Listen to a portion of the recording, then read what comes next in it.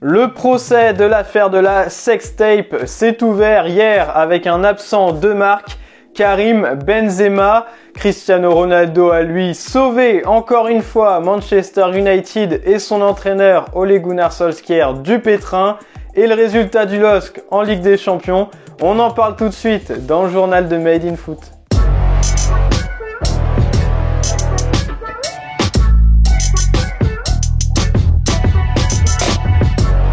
C'était l'heure de la confrontation entre Mathieu Valbuena et Karim Benzema dans l'affaire de la sextape. Enfin presque, car l'attaquant du Real Madrid ne s'est pas présenté à Versailles ce mercredi pour le début de son procès. Une absence regrettée par son ancien coéquipier en équipe de France, mais justifiée par les avocats de Benzema pour des raisons professionnelles. Le Madrilène a disputé un match mardi soir en Ukraine et doit désormais préparer le Classico face au Barça dimanche. Les 4 autres prévenus de cette affaire étaient bien présents.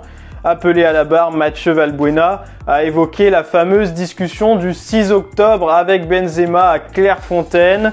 Quand j'ai eu cette conversation, je suis sorti de cette chambre, j'étais choqué. J'ai senti qu'il voulait avec insistance me faire rencontrer une personne qui devait faire l'intermédiaire. On ne vit pas dans le monde des bisounours. Je savais bien que si je rencontrais cette personne, ce n'était pas pour des places de foot en échange. Il ne m'a pas parlé d'argent, mais il a été très insistant. Il n'a pas voulu m'aider. Cette histoire m'a fait du mal, car sinon j'aurais dû participer à l'Euro 2016. À l'issue de cette première journée d'audience, l'avocat de Karim Benzema, maître Sylvain Cormier, a lui déploré l'attitude de Mathieu Valbuena dans cette affaire, l'accusant même de jalousie. Je pense que Mathieu Valbuena parle avec la rancœur. Son calcul est simple et consiste à dire « Moi j'ai été écarté, je n'ai pas pu retrouver l'équipe de France, j'ai décliné sportivement » et en face, Karim Benzema survole le football mondial actuel. Donc je pense qu'il y a une forme de jalousie qui s'exprime aujourd'hui. Dans ce procès, Karim Benzema encourt jusqu'à 5 ans d'emprisonnement et 75 000 € d'amende. La suite du procès doit se tenir jusqu'à vendredi.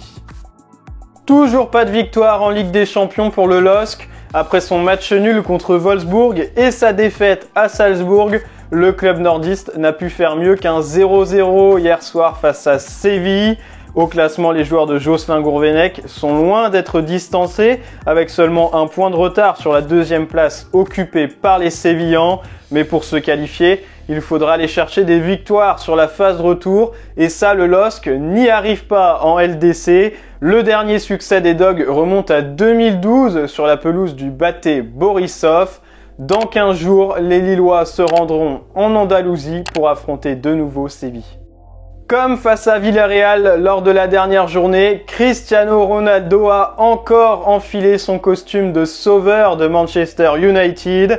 Mené 2-0 à la pause par l'Atalanta Bergame, les Red Devils étaient au fond du trou et on imaginait déjà Ole Gunnar Solskjaer faire ses valises suite aux mauvais résultats de ces dernières semaines.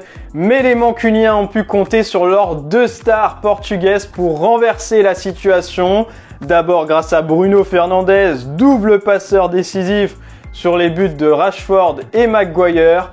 Puis ce fut au tour de CR7 pour son 300e match avec Manchester United.